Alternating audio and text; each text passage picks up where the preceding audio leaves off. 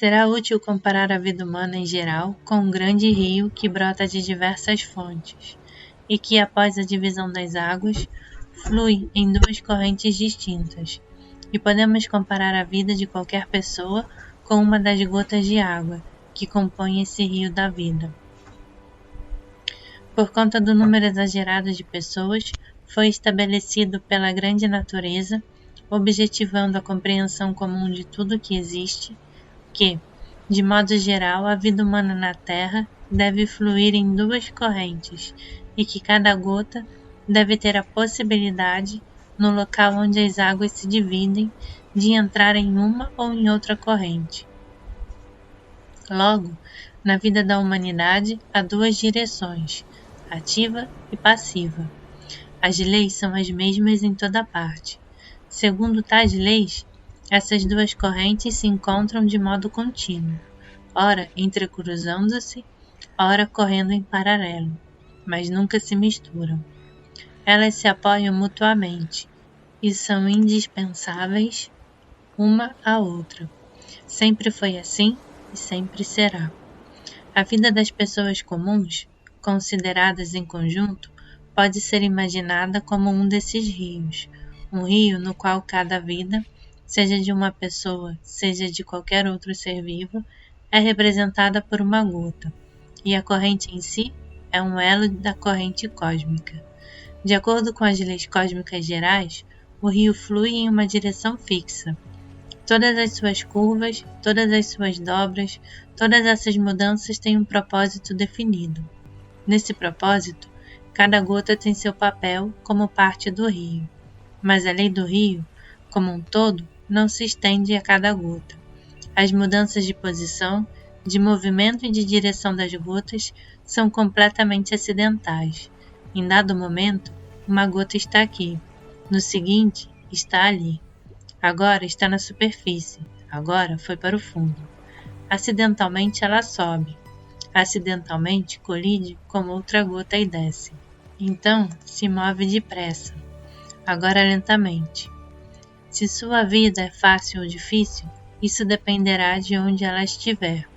Não há uma lei individual para ela, não há um destino pessoal, apenas o rio, como um todo, tem um destino, que é comum a todas as gotas. Em sua corrente, a tristeza e a alegria, a felicidade e o sofrimento pessoais são acidentais. Mas a gota tem, em princípio, a possibilidade de escapar dessa corrente geral e de pular para o outro rio, seu vizinho. Isso também é uma lei da natureza. Para isso, porém, a gota precisa saber como usar os choques acidentais e o ímpeto do rio como um todo, a fim de poder chegar à superfície e ficar mais próxima da margem, nesses lugares onde fica mais fácil pular. Ela precisa escolher não apenas o lugar certo, como o momento certo, usar os ventos, correntes e tormentas. Além disso, a gota ainda tem a chance de se levantar com a espuma e pular para o outro rio. Desde o instante em que chega ao outro rio, a gota se encontra em um mundo diferente, em uma vida diferente, e, portanto, segue leis diferentes. Nesse segundo rio, existe uma lei para as gotas, a lei da progressão alternada. A gota vai ao alto e ao fundo, e dessa vez não por acidente, mas por força de lei. Ao subir à superfície, a gota torna-se lentamente mais pesada e afunda. Lá embaixo, perde peso e sobe outra vez. Flutuar na superfície é bom para ela. Ficar lá embaixo é ruim. Muito irá depender da habilidade e do esforço. Nesse segundo rio, há correntes diferentes e é preciso entrar na corrente exigida. A gota precisa flutuar na superfície pelo tempo necessário para se preparar, para conquistar a possibilidade de passar a uma corrente diferente, e assim por diante. Mas estamos no primeiro rio, a corrente passiva da humanidade comum. Enquanto estivermos nele, esse rio irá nos levar aonde quer que possa estar indo. Enquanto ficarmos passivos, seremos empurrados e estaremos à mercê de qualquer acidente. Seremos escravos desses acidentes. Ao mesmo tempo, a natureza nos deu a possibilidade de escapar dessa escravidão. Portanto, quando falamos de libertação, estamos falando precisamente de ir a outro rio, a outra corrente. Claro que não é tão simples assim. Não podemos fazê-lo apenas porque queremos. É preciso um desejo forte e uma longa preparação. Temos de passar pela experiência de nos identificarmos com todas as atrações do primeiro rio. Depois precisamos morrer para esse rio. Todas as religiões falam dessa morte. A menos que morramos, não poderemos tornar a nascer. Isso não significa morte física. Dessa morte não é necessário nascer novamente, pois se existe uma alma, e ela é imortal, ela pode prosseguir sem o corpo, cuja perda chamamos de morte. E a razão para tornarmos a nos erguer não é para aparecer diante do Senhor Deus no dia do juízo, como ensinam os fundadores da Igreja. Não. Cristo e os outros falam da morte que pode acontecer em vida, a morte do tirano, de quem provém nossa escravidão, a morte que é uma condição necessária para a primeira e principal libertação do homem. Se fôssemos privados de nossas ilusões e de tudo que nos impede de enxergar a realidade, se fôssemos privados de nossos interesses, preocupações, expectativas e esperanças, todos os nossos esforços ruiriam por terra. Tudo se tornaria vazio e restaria apenas um ser vazio, um corpo vazio, vivo apenas em termos fisiológicos. Essa seria a morte do eu, a morte de tudo aquilo de que ele consiste, a destruição de tudo que é falso e que foi reunido mediante a ignorância ou a inexperiência. Tudo isso restaria em nós apenas como material, mas sujeito à seleção. Então seríamos capazes de escolher por nossa própria conta, em vez de receber algo imposto pelos outros. Faríamos escolhas conscientes. A questão dos dois rios refere-se à essência, assim como todas as coisas reais.